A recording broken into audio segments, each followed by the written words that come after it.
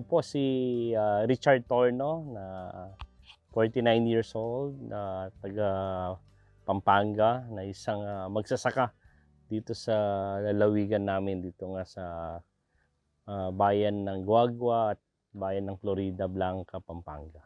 Tatanim po tayo ng yung kasaba, yun yung kamuting kahoy, sugarcane, palay, sweet potato, tsaka mga vegetable. Yun yung mga tinatanim po natin dito sa ating farm. Pinasukan ko yung larangan ng pagsasaka kung titignan mo as a business since 2004. Yung area kasi namin dito sa Florida or part ng Porac, medyo hindi siya inaabot ng mga irrigation. No, siyempre maghahanap tayo ng mga akma na tanim na hindi gaanong kailangan ng tubig. Ito yung kasaba, no. Pero mas mainam sana kung irrigation, halimbawa ngayon tag-ulan, diyan yung pwede yan, makikita nyo, nandiyan yung palay, nandiyan yung mga sweet potato na pwedeng umasa sa ulan. Pero yun nga lang, limited lang yung time na magtanim sa ganong area. Kung may sapat na irigasyon, malaking tulong din yung kung may irigasyon. No, yun nga lang, may gastos yan. Lalo na kung gagamit tayo ng kuryente, gagamit tayo ng diesel. Sa ordinary farmer, or yung iba, talagang kung ko-compute nila, malaking kabawasan doon sa kita nila.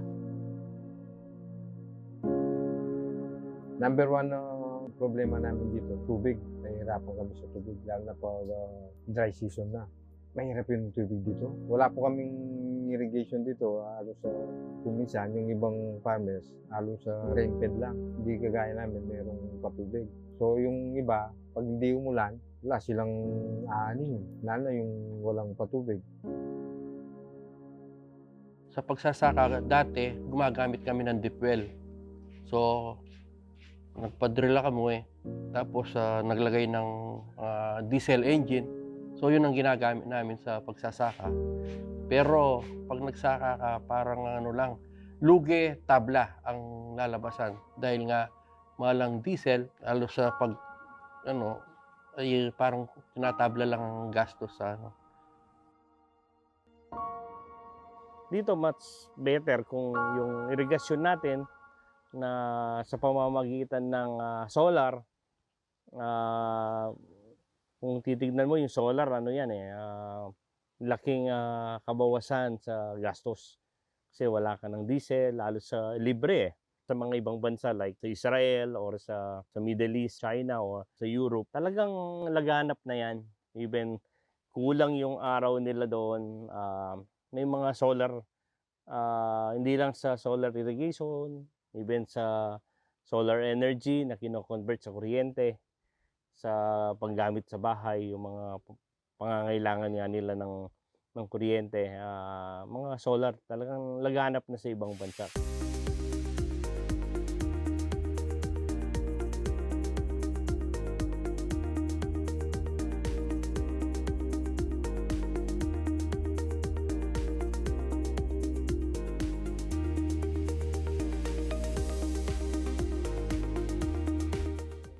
Yung gagawin nga natin solar irrigation, dapat may enough ka na source muna ng yun yung unang i-check mo na mayroon kang pagkukuhanan ng tubig.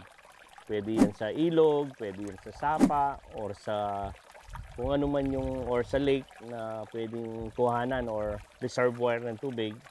Pero dito sa amin sa medyo, sabihin natin medyo bundok na, through deep well, yung malalim na dinrill yan, or through drilling 140 to 250 feet yung ilalim ng tubig. Sa pamamagitan ng submersible pump, yun, ihulog dun sa pipe, then lalagyan ng riser or tubo.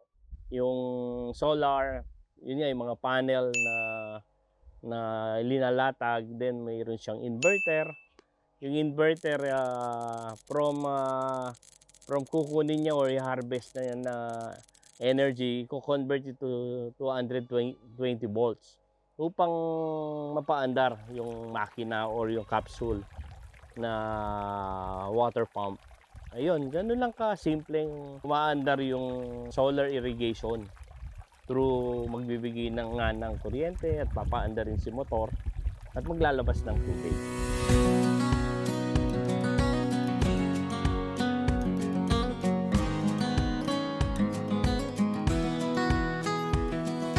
Kung bubuin natin ang disenyo ng solar power pumps, ang pinakauna talagang iaano diyan, hindi ka muna sa solar panels.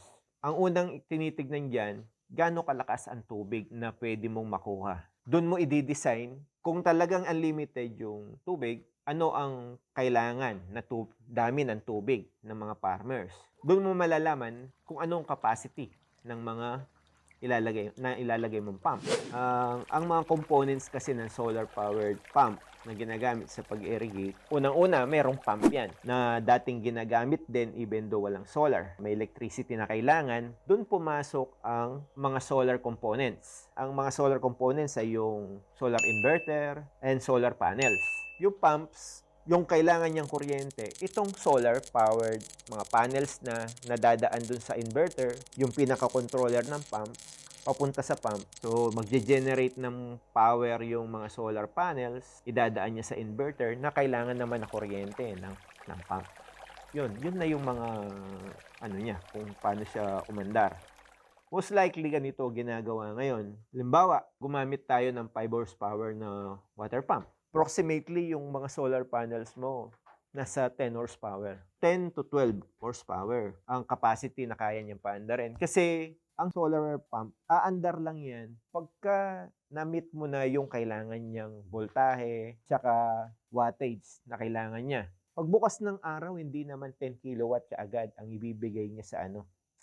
Kaya pinapasobra nila, kung minsan is 200% yung solar panel capacity compare sa pump. Kasi sa umaga, mga 30% lang ang kayang ibigay ng solar panels mo. Kung titignan mo, hindi niya kayang paandarin kung hindi nila tataasan ang capacity. Then, pag na-identified mo na yung pump na gagamitin, i-design mo ngayon gaano karaming solar panels ang ilalagay mo para paandarin yung pump. Then, yung mga solar panels na yun, hindi lang basta nilalagay.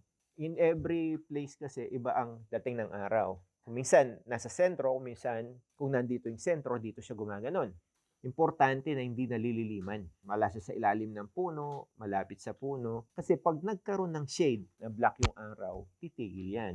Hindi siya magpuproduce ng kuryente. Kung nasa ng araw, doon namin tinatapat ang ng solar panels. Sa umpisa kung hindi mo nga maintindihan, pero especially mga new generation farmer ngayon, madali na.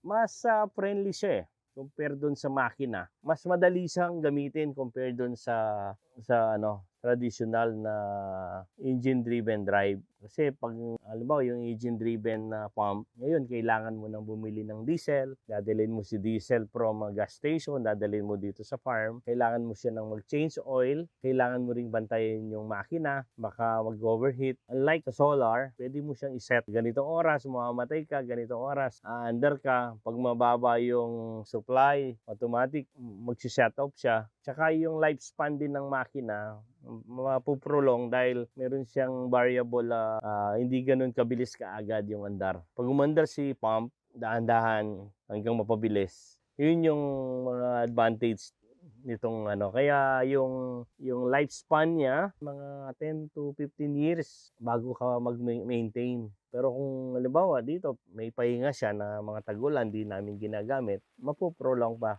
Tumanda ka na rin, halimbawa, hindi mo na kayang magpaandar, yun, pinapaandar rin kasi yun through manual, yung binubulante, yung tawag namin sa Kapampangan. Ito, push button na lang. Kaya yung mga may matatanda, madali nang maka-adapt. Sinasabi sa solar panels, tatagal siya up to 20 to 25 years. May na ngayon na in-install dati pa, it's more than 30 years na, umaandar pa rin. Isipin natin na yung mga sinasabi kong umaandar ng 30 years ay mga luma pa yon na hindi pa ganun kaganda pagkagawa siguro dati. Lalo na ngayon. Yung mga ginagawa ngayon is pagandahan ng performance at saka yung life expectancy nila. Tingin ko, yung mga nagawa ngayon is not less than 30 years na. Tatagal talaga.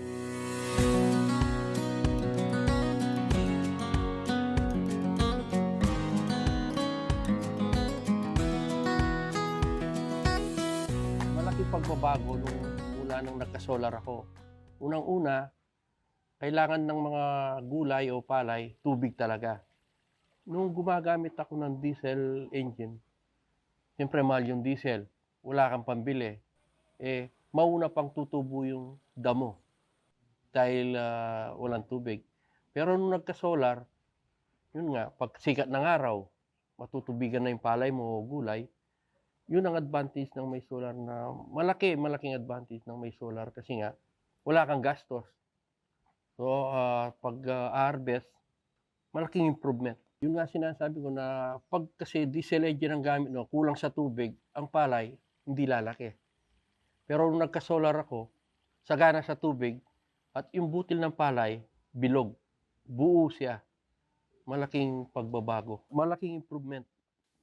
Kasi nga, sagana sa tubig yung gulay o palay, bibigay niya yung gusto mo. Halimbawa, yung sa bunga ng gulay, lalaki sila dahil may sustansya na sa tubig o sa palay naman, ganun din. Almost 80% ang idinagdag at less ng gastos nung nagka-solar.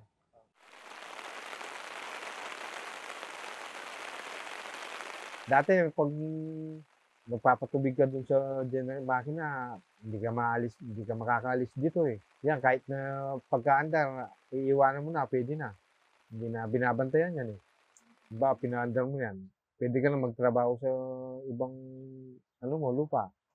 Hindi kagaya ng STW, binabantayan pa yun. Hindi ka makakaalis. Mas maganda, lagi nakatutok sila sa kanilang trabaho, lalo na sa palay. Yung palay, gusto ng palay, araw-araw, nandiyan ka eh. O, habang nagpapatubig ka, nagdadamo ka sa palay mo.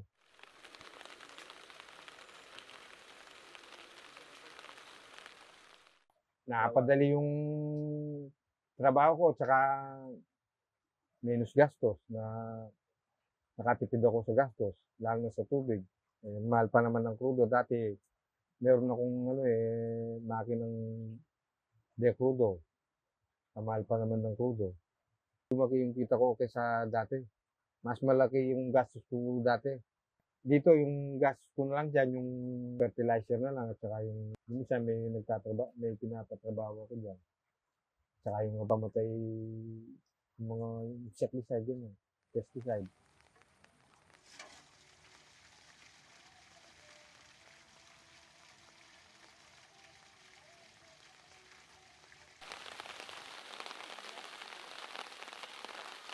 Isa ito sa mga paraan upang lumaganap pa yung area na matatamnan.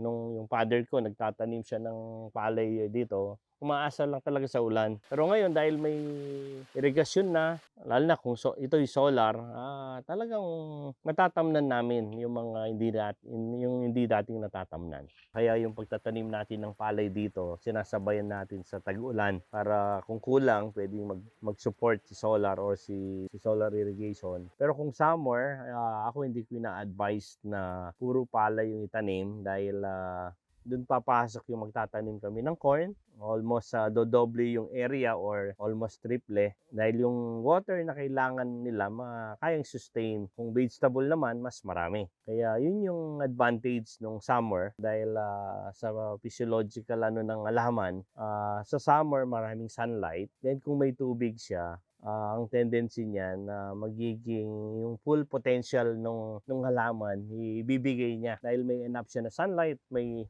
tubig. Si farmer sigurado kikita. alam na naman natin pag summer, walang bagyo, walang mga bagat or ano man yung mga weather interruption. Kaya pwedeng magsamantala si farmer sa time na yung summer, during summer, may source siya sa irrigation dahil through solar power irrigation. Then may sunlight pa. Then iwas pa sa bagyo. Kaya kung smart farmer ang sa magsasaka, doon siya magtatanim. Yung time na area na yon, sigurado kikita siya. Yung risk na pwedeng mangyari is napakababa. Kaya kung mag-i-invest man, mas mabilis yung return of investment sa ganong panahon.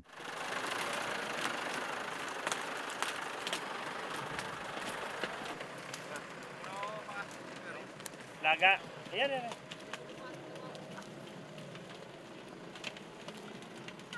Mga 9 years na or magti 10 years na rin dito sa ganitong technology, yung solar irrigation. Until now, gumagamit pa rin mga diesel engine driven makina. Pero kinompare namin dito sa solar, malaking difference. Alam naman natin tumataas yung crudo, like kung yung palay, kung magtatanim ka ng palay or mais, napakadaming tubig na kailangan, na halos mga 30% ng cost ng production mo is galing makukuha dun sa pag-i-irrigate. Kaya malaking kabawasan sa kita. Okay, yung baliktad pwede yun. Yung baliktad niya pwede yun.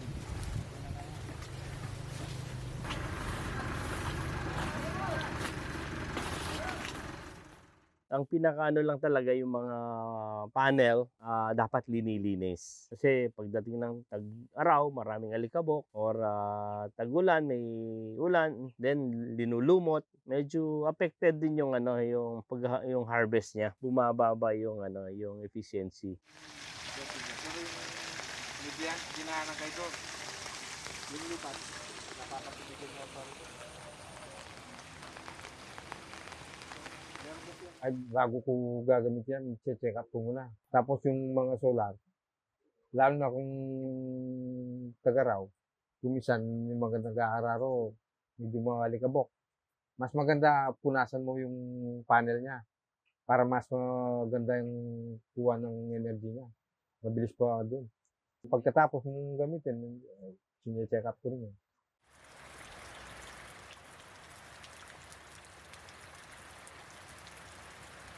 Once a week, linilinis ko yung panel. Kasi halimbawa, sa alikabok, maina yung ng solar pag marumi yung mga panel. So, twice a week, linilinis ko yung panel. Kahit na lang ng tubig, maalis lang yung alikabok. Kasi pag tagaraw, di ba, walang ulan, walang ano. Meron akong hose na parang sa sprinkle. Inaano ko lang yung solar, maalis yung alikabok, okay na naman yun. Ganun lang ang ginagawa kong proseso sa paglilinis. Kung nagka-solar, lagi nilang lilinisin yung yung mga panel at babantayan yung mga kung ano man yung sumisira sa mga kuryente. Lagi silang aware dun sa mga daga. Halimbawa, naka-solar tayo dito, di mo na malayan yung mga daga nagbabae dun sa panel o sa ilalim ng panel, kinakain yung kuryente. So, malalaman mo yon pag halimbawa yung solar mo, umina yung tubig mo. Hindi niya kayang supplyan yung kailangan mo. So, makikita mo na lang na may sira pala yung kuryente na kinagat ng daga. Kung pwede na lagyan na lang yung screen o ano. Ako, linagyan ko na ng screen yung sa akin, kaya wala nang nakakapasok na daga ngayon. Kaya unang-una nga yung paglilinis ng panel. Yun ang ikatatagal ng solar. Pag in-award ang isang project, kasama ang maintenance. Regular maintenance. Ang solar-powered irrigation, kung sa irrigation naman, napaka-simple lang. Parang basic na gamit sa natin, parang sasakyan. Una, pag nakita mo yung panels na madudumi na, ang mga panels kasi, kung maaari, depende rin sa location, nililinisan, para ang efficiency ng mga panels kasi mababawasan yan pag madumi ang efficiency. So, kailangan talaga linisan. Dapat may visual check din tayo dun sa mga inverters at saka wirings. Yan ba dahil nasa bukid yan, maraming daga, pwedeng pasukan ng mga daga yung mga inverters. Kasi may mga ano pa rin kasi yan may mga butas na pwedeng pasukan ng mga insekto. So, yung pumps naman, ang pump, matagal ang buhay yan May pump na matagal hanggang 20 years. US made na mga pumps. Kaya niyang itagal kung ano ang buhay ng mga solar mo. Pero lahat yan tatagal kung tama ang pag-maintain.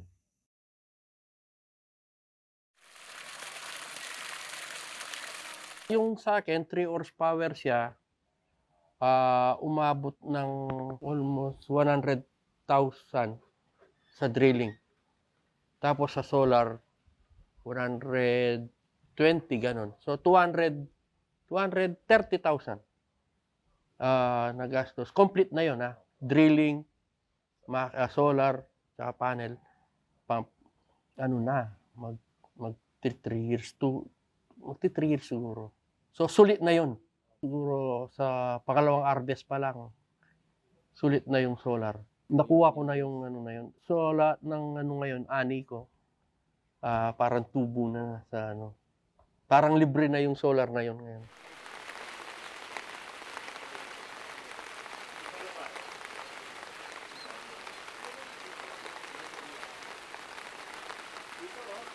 Wala pang ano yan, halos sa Disyembre, isang taon na yan.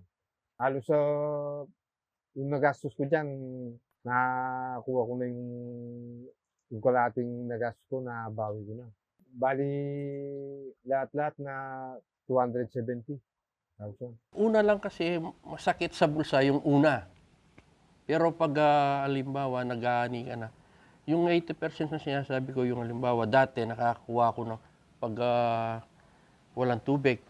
Minsan kasi talagang walang tubig, hindi mo pa. Halimbawa sa isang hektarya, kung halimbawa nakakuha ka ng 100 kaban, makakakuha ka na lang ng hanggang 20 kaban pag wala kang tubig. Pero nung nagka-solar, bibigay niya 100% yung gusto mo. Halimbawa sa 100 kaban, makukuha mo yan pag may tubig ka, may solar ka. Kaya halos 80% bibigay pa nung solar sa'yo, ng ani mo.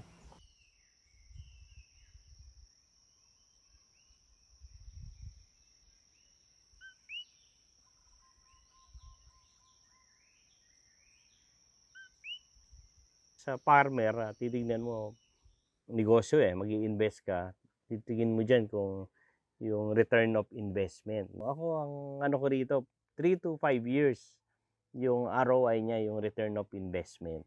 Ang computation ko doon, yung sa kuryente pa lang, no? Kung maganda yung yield mo sa farm, maganda yung result, pwedeng mapaikli pa yung ROI. Kung mag-i-invest ka sa solar, walang talo.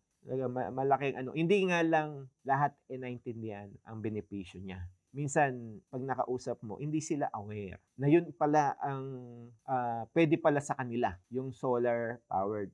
Recommenda namin talaga yung solar sa mga kalapit ba bukid namin. Meron naman, nakakaano naman. Kasi nga, nakikita na nila yung investment namin dun sa ano na, ibig sabihin na, nakikita na nila yung ani namin, lumalago, nakikita na yung palay, maganda, dahil sa solar na tubig. Yan.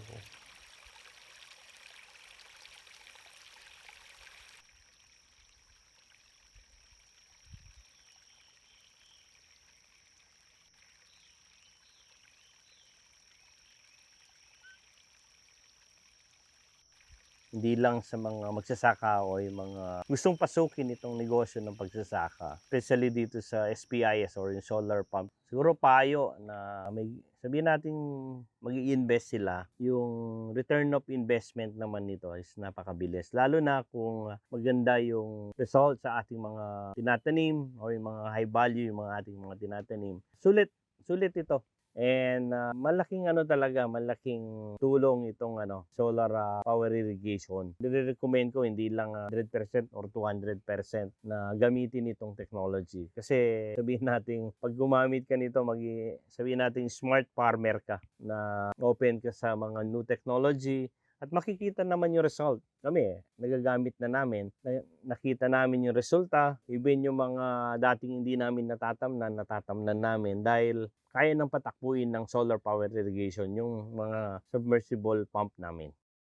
Ang mga kapwa ko magsasaka, wag na silang mag-isip. Magpa-install na sila ng ganyan para hindi na sila maistorbo sa pag maganda pa yan. Hindi ka mahihirapan sa tubig. Pangalawa, tataas yung kita mo sa kung palay man yan o gulay. Yun ang maganda dyan. Kung mag-iisip kayo, huwag na kayong mag-isip. Sabihin ano na lang, pagpagawa kayo ng solar dahil sigurado na darami yung ani nyo at gaganda yung mga gulay at palay nyo sa solar. Kailangan talaga solar. Kailangan natin. Lalo na sa mga small farmers na kailangan talaga. Ngayon nga, di ba, nagbibigay yung irrigation ng kumpanya, ng gobyerno natin ng free solar ngayon. So, kailangan malaking tulong sa aming mga magsasaka yung solar. Ako, ito yung future natin. Ilang taon na yung binigay ng Panginoon yung araw hindi natin nakikita yung potensyal. Isang solusyon ito upang makasave tayo. Alam naman natin, paubos yung paubos na yung fossil fuel or yung mga reserve niyan. Maliban sa economical, environmental, malaking tulong din. Kasi libre yan binigay sa atin na biyaya yan ng Panginoon ngayon lang natin nagagamit yung dito pa lang makikita na natin yung kabutihan niya Sabi nga, hindi mo man nakikita, just lang yung sunlight or yung lang ng araw, nakakapag-create siya ng ng energy or power.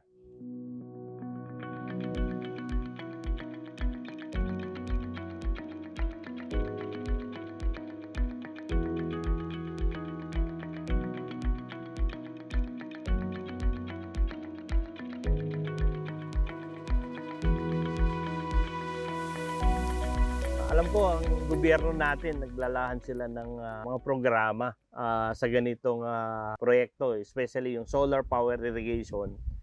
Alam na natin yung last speech yung presidente natin. So mapalawak nga itong solar power irrigation. Hindi yung siya nagkamali. Ako maganda yung mungkahi niya na paramihin pa itong mga Ang lang talaga maging responsable lang talaga. Hindi lang abusuin yung tubig. Kung pwede lang yung mga sapa, yung tubig bago pumunta sa dagat, talagang maximize natin yung tubig. Magamit natin lalo na tayong mga magsasaka. Hindi natin na-abuse yung environment.